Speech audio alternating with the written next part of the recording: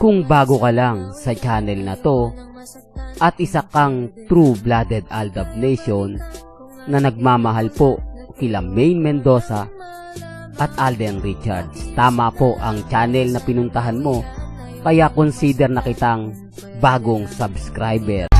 Viral na naman yan siya.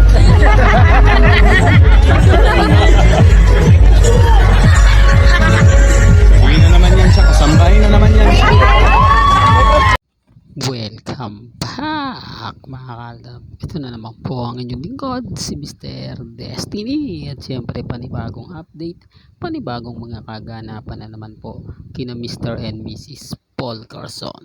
Well, pasensya na po kayo mga Kaldab kung lagi po tayong late o may mga update po kayo na sinasabi sa akin, mga komento na hindi po natin nasasagot o hindi po agad-agad natin mali upload dahil nga po mga Kaldab, sabi ko nga po sa inyo, mahirap po talaga ngayon. Kumbaga wala tayong internet, load lang po tayo. Hindi po ba kaya nga sabi ko sa inyo, humingi tayo ng konting tulong sa mga mami, sa mga tita, sa mga senyo na kapag may mga ads na lumalabas, huwag nyo na pong i-skip. Para po sa mga mami, sa mga senior na nagmamahal po sa channel ni Mr. Destiny. Mabuhay po kayo hanggang gusto po ninyo. Ito mga Kaldab, paulit-ulit itong sinasabi at lagi nyo naman pong naririnig sa social media. Puro blind item na naman po na sinasabi nilang si Alden daw yon, si Mengay daw yon. May mga bagay-bagay nga po na mahirap ipaliwanag. Lalo na nga po kapag wala kang ebidensya at resibo.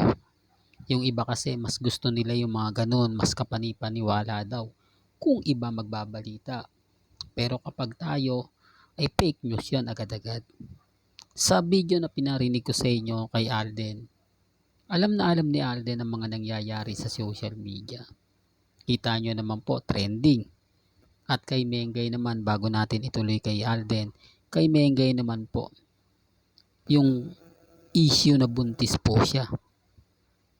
Pinakita ko tong video na to para maramdaman nyo na hindi po yun totoo. Dito sa video na to, alam to ng mga mamis, mga titas, mga senyor na edad na 30 pataas, na kung sakaling magdadalang tao ka, lalo na nga po sinasabi nilang first baby, hindi ka na pasasayaway ng ganyan, palulundagin ng ganyan. Hindi po ba? Yung iba nga po nagbabakasyon muna dahil buntis. Pero dito may buntis nga po bang ganyan? Yan yung isa sa pinangtatapat natin. Ang ibig kong sabihin mga Kaldab, sinasabi natin sa kanila para mas maintindihan nila, mas maunawaan nila kung sino nga po ba talaga yung nagsasabi ng totoo at yung nagsasabi po ng fake news. Kapag tayo walang ebidensya, walang resibo, fake news yun. Kapag sila kahit hindi ka na magbigay ng ebidensya at resibo, bakit nga po ba nila ginagawa yan? Anong benepisyo nga po ba ang makukuha nila o tulong?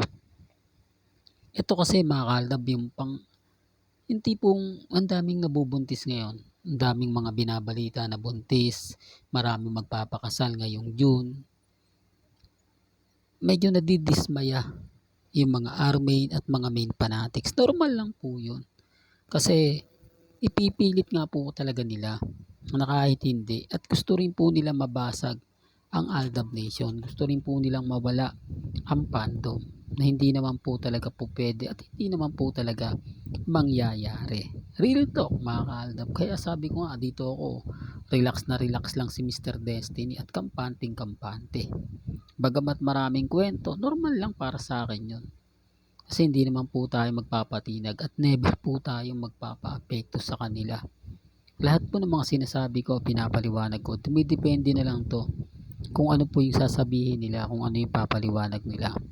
Basta ako, masaya po ako sa mga nangyayari. Masaya po ako sa mga kumakalat sa social media. Kasi alam ko naman pong hindi totoo yun. Di po ba mas pag-uusapan, mas trending? Well, punta tayo kay Alden Richards. Dito naman po kay Alden, gaya na sinabi ko sa video na yan, magte-trending ka na naman, sabi niya. Galing po mismo yan kay Alden Richards at hindi po natin inedit yan. Lahat naman po kasi mga kaaldab na nanggagaling po o binabalita ni Mr. Destiny galing po kay Alden. Hindi po AI yan ha. Yung sinabi niyang gusto niyang ibalik ang Aldab Nation, galing po sa kanya yan. Yung nagtitrending ka, galing din po sa kanya yan. Ano nga po ba pinupunto mo, Mr. Destiny? Anong gusto mo sabihin o ipaliwanag? Ang punto ko rito mga kaaldab, si Alden updated. Alam niya yung mga nangyayari po sa social media. Alam niya kung ano yung nagaganap sa Instagram, sa Twitter, sa Facebook. Yan ang gusto kong ipabatid. Kasi sinasabi nilang hindi daw yan alam ni Alden. Wala daw pong alam si Alden pagdating sa mga ganyan. Hindi daw po o bihira lang yan magbukas sa social media. Dahil nga po sa sobrang busy nga po niya sa trabaho, wala na siyang oras. Tama naman po yung iba. Tama naman po yung komento ng iilan. Pero updated po si Alden pagdating dyan. Hindi naman po niya yan ipapakita eh. Although nakikita natin siya sa biking, taping, at kung saan saan pang mga endorsement. Di po ba? Mga advertise, di po ba? Mga TV commercial, mga photoshoot. Normal lang po yun.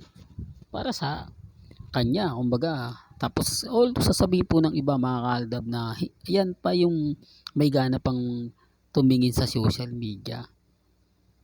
Kung ikaw baguhan, mapapaisip ka na, oo, sa dami ng ginagawa ni Alden. Tapos, alam naman natin na gamer yan. Yung oras na papahinga niya, o yung oras na pahinga niya, eh hindi na siya magsisearch yan. Maglalaro na yan ng online game. Bakit ko alam to mga kaaldab? Bakit mas marami talagang napupuntos si Mr. Destiny?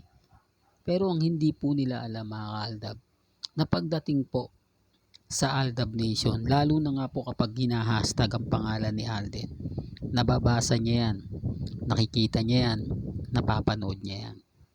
Yan ang isa sa rason kung bakit po alam natin na nararamdaman ni Alden Richards. Kasi kung hindi niya yan alam, hindi magsasalita yan ng ganyan.